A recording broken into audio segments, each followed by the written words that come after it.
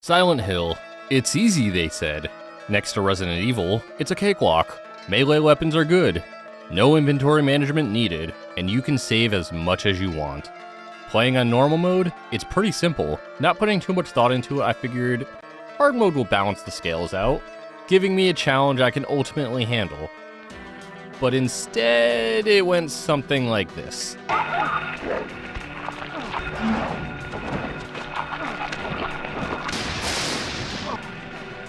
The unforgiving nature of Silent Hill's hard mode feels like the game was structured in a way to play out as if things were realistic. That being that you would die to nearly everything. It really was a new experience for the game that was both frustrating and terrifying. Normally running in the darkness of Silent Hill isn't so bad. The monsters in the distance were still scary, but more as a set piece. But now, on hard mode, every encounter freaks me out because I don't know if I have enough health items to deal with this. Survival horror games tend to have an issue of building up the player as time goes on, getting stronger weapons while hoarding health items for an imminent threat that never comes, making everything after the first couple hours feel easier as time passes. But Silent Hill on hard mode? That imminent threat you stockpile for is every area. Except, in this case, you don't get that normal stockpile. As for the few times I felt like I had some reprieve from getting a stockpile going, it was pulled out from under me yet again. It felt like trying to save money, but dumb shit keeps happening. When starting up the game, I loaded up a previously finished file. This bumps up the difficulty from normal to hard mode and gives us a few more things. To keep the hard mode run authentic, I decided to forego the ammo multiplier that was available for Next Fear mode. Additionally, this gives us access to the gas tank and rock drill, a strong melee weapon only available on Next Fear mode. And lastly, continuing from a previously beaten save file skips the dream sequence, so that's one less death we have to suffer through. Before getting into the run, I do want to note that the last time I played this game all the way through was about 5 years ago, so my memory of where things are and how to solve things isn't exactly the best. If I were to use something like a walkthrough, I'm sure this entire experience wouldn't be as difficult as it actually ended up being. However, the lack of knowledge of where things are and where to explore is really what made this experience so much more difficult than it really needed to be. So while this isn't a true blind experience, for the sake of the challenge and the gameplay, it may as well have been.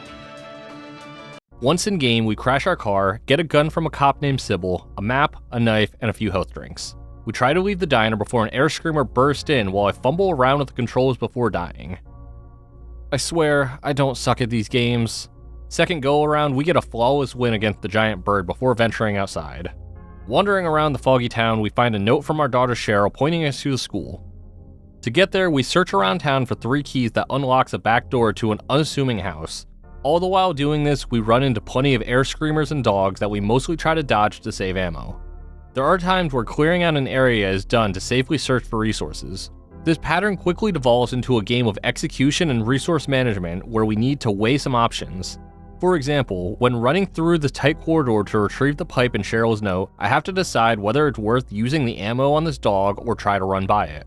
It's very possible to run past it and get what I need and leave without using any resources, but we end up needing to use a health drink during the extraction without fighting it. Had I used the gun, I would have used roughly 5 bullets, but would still risk getting hit, but would ultimately be safer and probably save me some health items. I quickly realized that unlike zombies in Resident Evil, these micro choices were not as simple as choosing to conserve health or ammo, but have smaller margins of error due to the faster enemies and a heavier reliance on melee weapons. Dodging the air screamers altogether seemed like my best bet, as getting a shot in was a lot harder than it looks. The only issue is that they fly faster than Harry can run. Since these air screamers take us out in about 4 hits from full health, we needed to learn how to dodge incoming attacks, and fast. I found the best way of doing this is to wait until the air screamer is about to catch up and then juke it by stopping in your tracks. This causes the bird to overshoot and flies off into the distance. Dogs were less of a hassle since we can outrun them more reliably, only picking a fight with them in areas that require some exploring. While it's possible to save ammo using the pipe, I didn't even bother trying since it's a few handgun bullets that were less valuable to me than health drinks.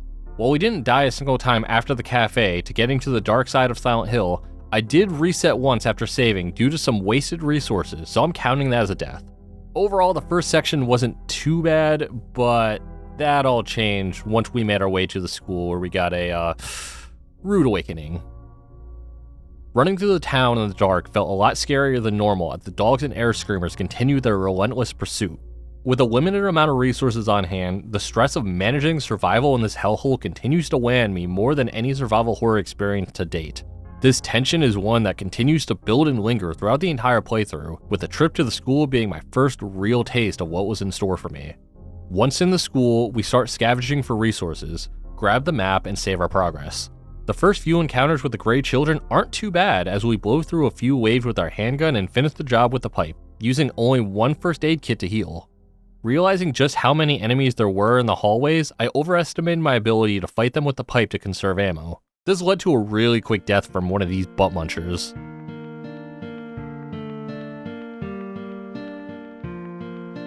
From here, I considered using the pipe when faced with only 1 to 2 Grey Children at a time, as I thought it would be more manageable. It was not more manageable. I quickly learned that the pipe takes forever to take these kids down, and trading damage would be a losing battle, even when trying to time attacks and dodging. A mix of melee and ranged attacks needed to be implemented to get through multiple hallways.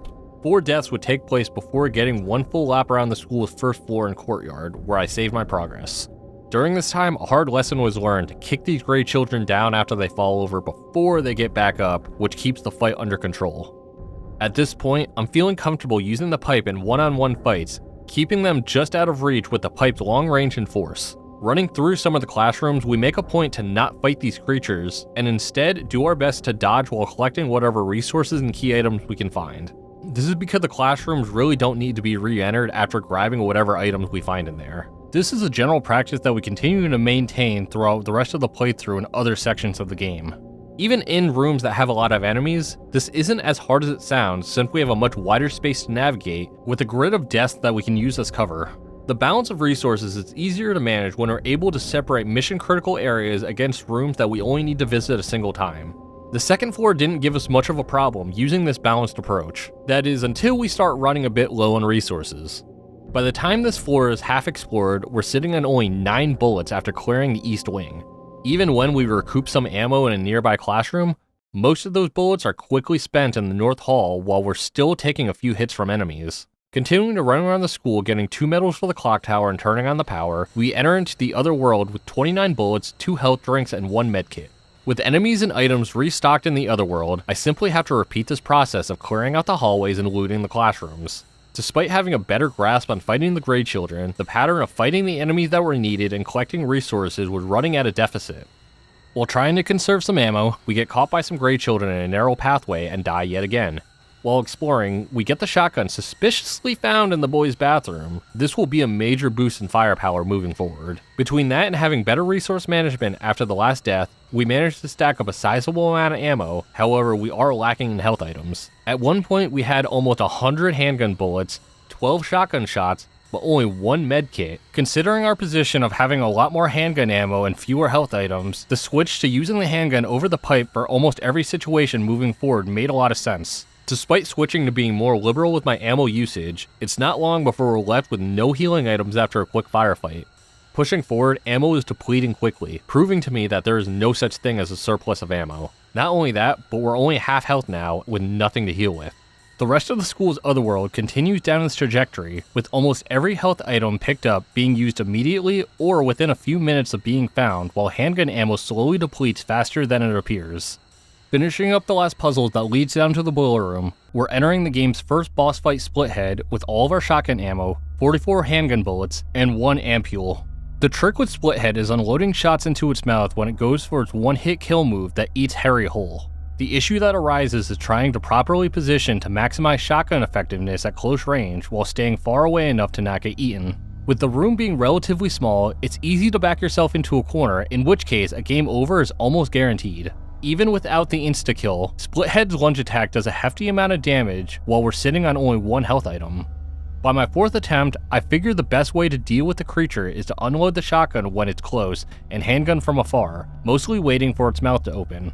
I had to ditch the idea of squeezing out the maximum amount of damage per shot just to get by. 13 handgun bullets, 19 shotgun shots, and 1 health item later, Splithead is defeated. A ghost girl appears and leaves before we head to the town's church, where we hardly have any resources left to our name. Headed back into town, the sun is back up as we scavenge for whatever resources we can find while avoiding dogs and air screamers on our way to the church. Nearly every side street and back alleyway held the possibility of items, enemies, or both. This mixed with our lack of resources created a weird risk-reward scenario for exploration. Thankfully, by the time we got to the house that initially required the 3 keys that we collected, we found 3 containers of handgun ammo and 2 health drinks on the way, with 2 bullet lots being in the house itself. Roaming around the town itself isn't so bad, as there aren't as many enemies as I thought there would be. However, we did need to expend some ammo and the 2 health drinks that we found along the way while fighting some air screamers that were pursuing us before reaching the church. So from getting to the school to the church, we ended up on ammo and neutral on health items. Entering the building, we meet Dahlia for the first time while she spouts about gyromancy and the Flaros before instructing us to head to the hospital. On the way there, we find more enemies along the way, bounced out by more resources scattered about, mainly in the form of bullets. Considering our ammo supply far exceeds our health, going on the offense becomes more and more of a necessity. As mentioned earlier, the file being played on is Next Fear mode with no ammo multiplier, which gives us the benefit of the gasoline and rock drill that we picked up along the way. The rock drill will be extremely useful later on in the hospital, but against the dogs and air screamers that we're currently facing, this does nothing to help the cause. We lower the bridge that opens up another section of Silent Hill where we're introduced to the Rompers, a strong enemy that can pin Harry down. Nearby is the police station loaded with ammo and some extra content about the game's hidden story that's needed to piece together the truth. Stepping back outside, and we're dead. We're dead. Again. From this point forward, the outside area just became far more dangerous due to the inclusion of the Rompers roaming around. We search the streets of Silent Hill up and down, gathering every item that we can find while avoiding fights whenever possible. Upon reaching the hospital gates, we get ambushed by some dogs and take them out. With the help of the police station and being thorough throughout the town, we're entering the hospital with 144 handgun bullets, 29 shotgun shells, and 2 health drinks. While it may feel like we're packing some serious firepower, just remember how much of that swiftly depleted in the school in a matter of minutes. Once in the hospital, we have an awkward exchange with Dr. Kaufmann and go our separate ways. At first, the hospital is nice and peaceful, as we loot it for all it's worth, including medkits, a map, keys, and this mysterious red liquid that we can use near the end of the game to skip one of the harder boss fights. Once we board the elevator and check floors 2 and 3, we realize that they're both inaccessible. Oh well, back to the first floor. Well, I guess we're visiting this mysterious 4th floor that also means death in Japanese. What could possibly go wrong?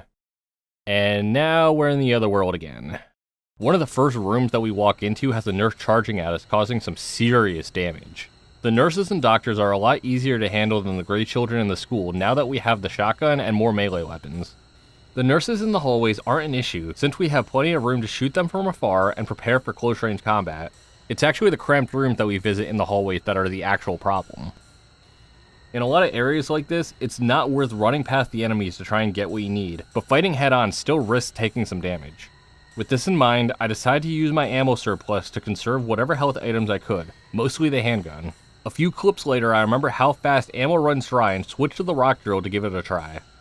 With this being New Game Plus, I never actually tried this unlockable, and this thing is OP as fuck. Basically a one-hit kill on the nurses. Despite the revelation, I still felt safer using the handgun, but would still use the rock drill as the primary melee weapon for now, which in hindsight is safer than the handgun most of the time in one-on-one encounters.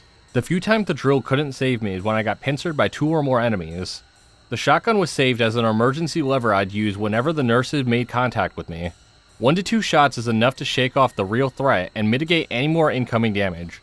Despite being stuck in some sticky situations, the hospital isn't so bad with the extra arsenal that we have, as well as enemies being in packs of 1 to 2 versus the school being 2 to 3. Not only that, but single enemies in the hospital with some open space were free melee kills with almost no risk of taking damage. Silent Hill may not have a complex combat system, but small slips in execution can be quite punishing on hard mode. After running laps around the building, we have 4 pieces needed to unlock this puzzle door that grants us access to the east wing and the basement key. We burn a plant, fight some nurses, get the examination room key, and watch a creepy video. In the examination room, we run into a side character, Lisa Garland, before a headache brings us back to our world where Dahlia is lecturing us. This part of the hospital was definitely the easiest part of the game thus far, clearing it without a single death. It was at this point I thought to myself, I think I'm over the difficulty hump. The rest of the game shouldn't be that bad. I mean, I've been able to average 70 to 100 handgun bullets, 20 to 30 shotgun shells, and a decent amount of health items. I felt like I was in a better spot than I was in Resident Evil Remake on hard mode around the halfway mark, and finished that game without dying again, so this should be the same, right? Right?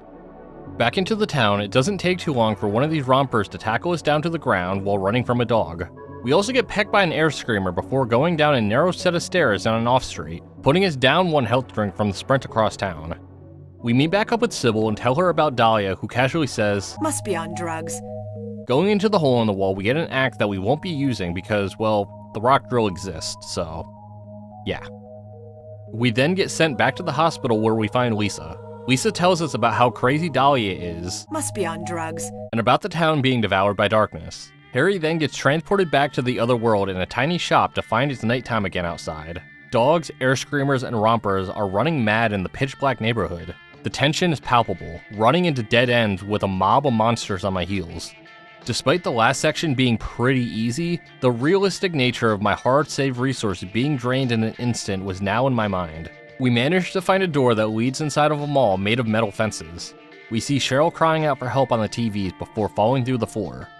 Down here is the next boss fight, a giant bug monster.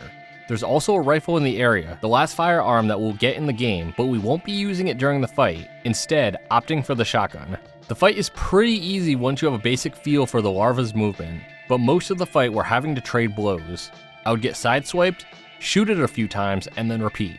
1 handgun bullet and 8 shotgun shells later and we take it down, but there were a decent amount of wasted pot shots mixed in, plus using 1 medkit.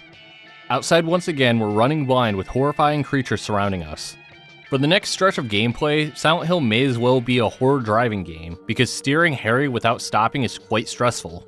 In a panic, we go up this fire escape while getting pecked at, only to find out I wasn't even supposed to go up here yet. With the tight corners, we end up sustaining enough damage to blow through another ampule. Realizing we need to revisit the hospital, we correct course while getting hit 3 times along the way. Harry meets back up with Lisa, asking how to get to the lake. Lisa tells us about a sewer route that leads to the lake, which is our next destination. But first, we have to finish off that larva. Now transformed into a moth, this boss is an absolute bullet sponge and quite frankly the simplest boss so far. All I had to do was pump 40 handgun bullets and 11 shotgun shells into it while tanking the occasional hit. I feel like this type of fight is more of a resource check rather than a skill check like the first 2 bosses were in comparison. With the moth dead, the sun comes back up with a sense of relief coming over me. That is until I realize I only have 2 health drinks, 1 med kit, 27 handgun bullets, 4 shotgun shells, and 6 rifle bullets. Now I'm feeling very vulnerable going into the sewers. Going in with the mindset of saving ammo, I proceeded to die 3 times to the first few enemies trying to use the rock drill, axe, and hammer. They all failed me. Shifting gears, the strategy was to run past the enemies, fighting with guns, and only fighting in tight spaces.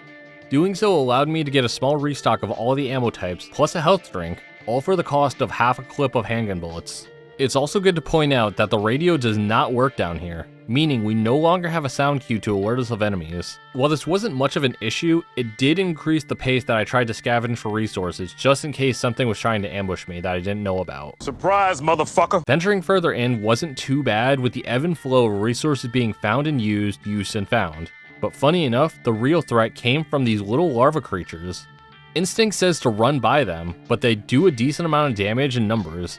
So, that 1 handgun bullet per larva started making sense. In fact, the larvae were responsible for more of our health items being consumed than the frog creatures, if you can believe that. Before leaving the sewers, however, we grabbed the key to the way out, triggering a bunch of frog monsters to chase us down. The swarm is outrun, but was still responsible for the use of a health kit. Surprise, motherfucker! I hope you know what you've done.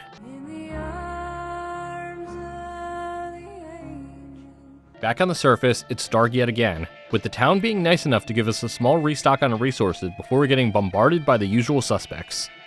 We run into a nearby bar and save Kaufmann, the guy at the hospital that shot at us. We shoot the romper that's been romping him before he leaves yet again. By saving Kaufmann, we can now get the good ending if we snoop around his hotel room for a bit, which we plan on doing. In the bar are 2 health drinks and some stuff Kaufmann dropped, including a key and a receipt with a code on it. Before being able to use the code, however, we get taken out by a swarm of rompers and dogs. Running it back, we unlock the keypad and find some items and another 4-digit code. Stepping back outside led to being chain tackled over and over by the same damn romper. And even when I thought I got away, another one flanks me from off screen to another game over. The mix of enemy aggression and poor visibility proved to be quite the challenge on the way to Kaufmann's hotel. Along the way, some precious health items had to get expensed, along with a few rifle bullets to clear a path from some air screamers circling about. Searching around the hotel, we find a few resources scattered about, and a key in the floor that we use by getting a magnet we find using the code from the other room. The key is used to unlock the compartment in Kaufmann's motorcycle that also has a health drink and some shotgun shells nearby. Inside the motorcycle is a vial of some red substance that looks a lot like the substance we took from the hospital. Kaufmann comes in and tells us to mind our own business before taking the vial and storming off. Once again, this section with Kaufmann is basically a side quest that unlocks the true ending. We could have just kept running through the dark town to the lighthouse, but I prefer to get the full experience when I play through Silent Hill. Now on the way to the lighthouse, the town turns to the other world yet again, with a flurry of the town's grotesque monsters ready to pounce if I make a single mistake while driving Harry around. Getting close to the lighthouse, we see Cybil yet again, as well as Dahlia. She claims we're all gonna die unless we stop some demon taking the form of a child at the lighthouse and the amusement park before everyone goes their separate ways yet again.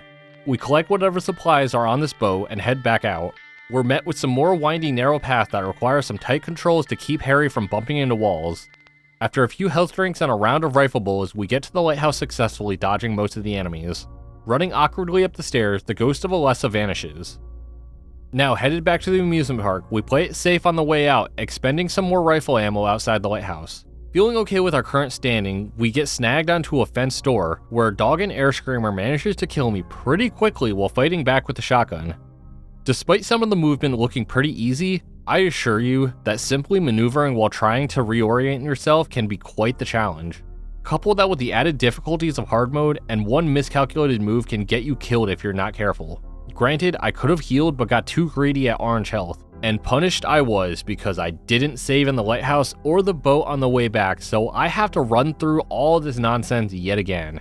So PSA, remember to save your game, folks. This time around, I decided to fight through most of the enemies to mitigate the use of any health items, except that resulted in me blowing through even more health than the first time.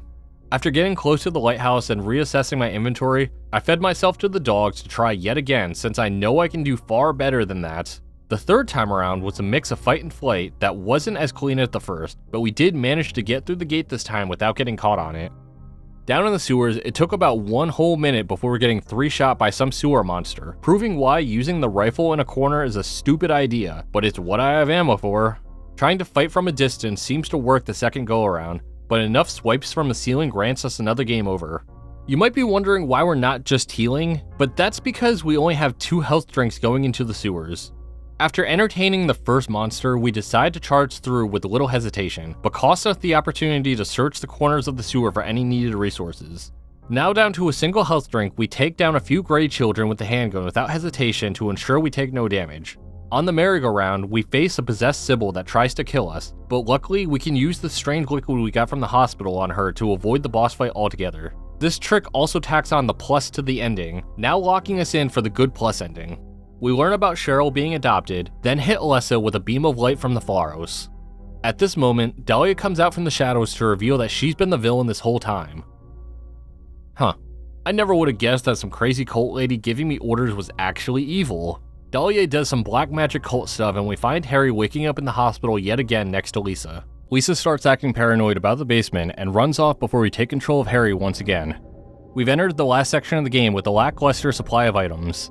While the section is mostly a reconfigured version of the hospital, it's actually a maze with rooms from previous locations like the antique shop and the classrooms. The worst part about this, however, is having no map and needing to memorize the layout. Because of this, it's a lot easier to re-enter a room you didn't mean to revisit. While this doesn't sound like an issue, it makes keeping track of enemies quite tricky. It's for this reason that I thought clearing every single room would be necessary, considering the ammo heavily outweighs our single health drink that we came in here with. The first few areas were pretty uneventful, with only a few nurses spread about while collecting some key items. Further in, we find Lisa, who's discovered that she's actually just like them. The monsters. After closing the door on her, she disappears, never to be seen again. Except for a brief moment at the end, but let's not get ahead of ourselves. Some more key collecting while drilling some nurses continues without a hitch, until we run into a small room where 3 nurses charge at me. The trusty shotgun did the trick, but I quickly realized I didn't even need to come into this room because I already got the key item that it had. Like I said, without the map, this section can really turn you around. Making our way down to the basement once again, we run into a curveball that's going to be the bane of our existence for the rest of the playthrough. The Shadow Children.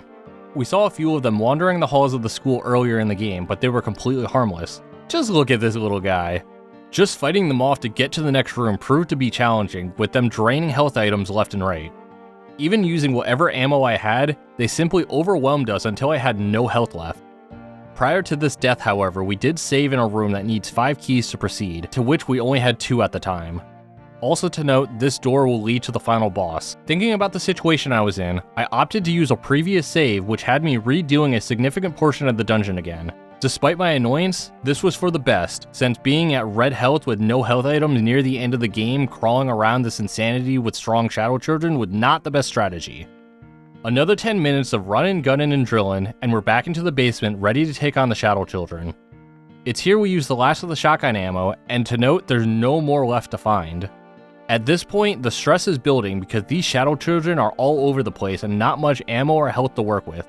We save our progress again in the basement, as we're at a point where we need multiple options to reload in case things go south again. We turn the power generator on in the basement to reveal the last key that we need. However, now the Shadow Kids are in all the hallways where the nurses used to be. Traversing this maze filled with Shadow Kids proved to be quite taxing, since it takes a lot of ammo to take out just a single one. It's like fighting the Grey Children in the school, but a lot tankier. We make it back down to the save room in the basement once again with nothing but 13 rifle rounds, orange health, and nothing else. A separate save file was made just in case this was not the most optimal position to be in at the endgame. Now with all the items to open up the door, we get some ghostly flashbacks before heading into the final boss fight. I wonder how this is going to play out. We have one last confrontation with Dahlia, with Cybil and Kaufmann in company since we managed to save them both. Alessa/Cheryl turns into a godlike being before Kaufmann shoots Dahlia and hits the god with the red liquid from the motorcycle. This causes the cult's god to come out, who immediately lights Dahlia on fire. Quite fitting for a demonic god from a cult. Not knowing what to expect, we start unloading rifle shots until we get the Dahlia treatment and die instantly. 2 more attempts were given with the strategy of unload a full clip and try to dodge the lightning, only to be struck no matter what. This was a clear indication that my 13 rifle bullets and half a health bar were not going to cut it. We reload a previous save that still has some health items and a bit more ammo in hopes of getting to this point in a better state. Heading back upstairs, we try the first strategy by using the rifle ammo to fight. Despite blasting away the whole time, it's nearly impossible to clear all the Shadow Kids without getting grabbed when each one of them takes 2 to 3 shots to put down.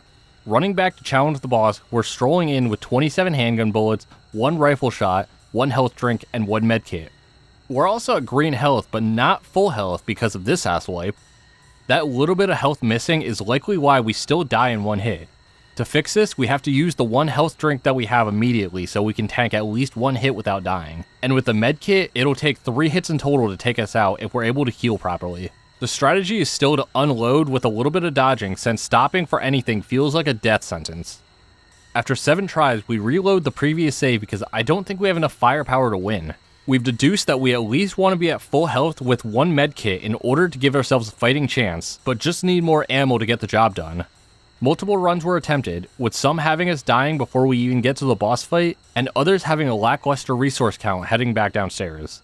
My best bet was using the rock drill to fight through the Shadow Kids, however this thing wasn't a 1-hit kill on them. Creating a safe path felt like a weird minigame of keeping the swarm at bay. One moment it feels like you're getting through no problem. You create a rhythm that functions like clockwork, then you get robbed because of some variance or mistiming that you've screwed up. Even if you can rhythm your way through one bunch of them, the hall respawns, meaning you have to do it perfectly multiple times to get through. Between this strat and using the handgun, we managed to get back with the key and a near full health bar, 1 health drink, 1 medkit, and 14 rifle shots. At this point, this might be as good as it gets. A few more attempts on the boss and we managed to survive long enough to empty the clip, but now we don't have anything to fight back with. Due to the boss being able to fly, melee does not work here. It's at this point we have to try another option. You see, the developers realized this would be a terrible end for those who got this far without enough ammo to fight the boss. A failsafe was coded in so the boss would automatically die after a few minutes if you have no ammo in your inventory. From here, I decided I have to cheese this fight using the failsafe method after learning that even if I make contact with all 14 rifle shots, it's unlikely that it would even be enough. We reload the last save and have us shoot our way through the Shadow Kids in order to have a full health bar and 2 health drinks when we get back. Since the timer for the failsafe starts after the game sees no ammo in your inventory, we proceed to empty whatever we have left in our arsenal.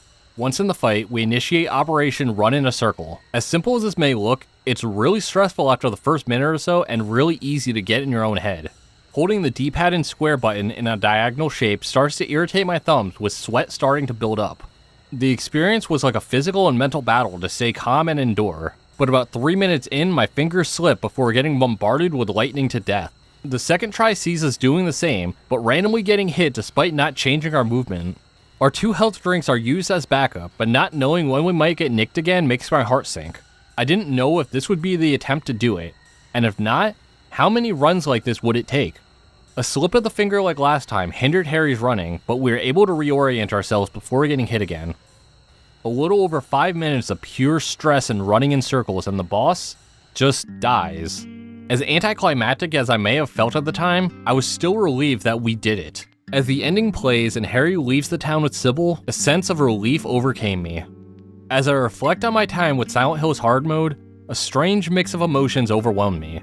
One part of me never wanted to play this game ever again, yet another side of me screamed, "You can do better!" After all, I only got 3 out of 10 stars on the end screen and beat the boss using the failsafe method. While I did decide to put the game down for now, I know that one day, I'll come back and beat Incubus the real way. Final boss aside, the context of this entire experience with Silent Hill was completely recontextualized for me.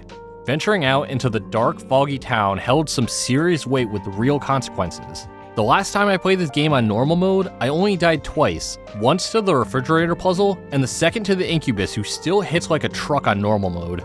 Despite the game still holding a sense of horror and dread on normal mode, it only reaches so far since any mistakes were easily rectified by an abundance of medkits and health drinks. On hard mode though, the intense atmosphere now had a presence that made me feel vulnerable at every turn, with a slim inventory as a reminder of how I should fear every encounter. Would I recommend people play Silent Hill 1 on hard mode? Yeah, but with the caveat that you not only finish the game on normal first, but you also need to be ready to struggle. Hey everyone, thank you all for making it to the end. I'm currently beating all the Resident Evil remake games on hard mode and plan on making a video on that, so be sure to subscribe if you don't want to miss it. I've been your host Fake Alias, and I'll see you in the next video. What the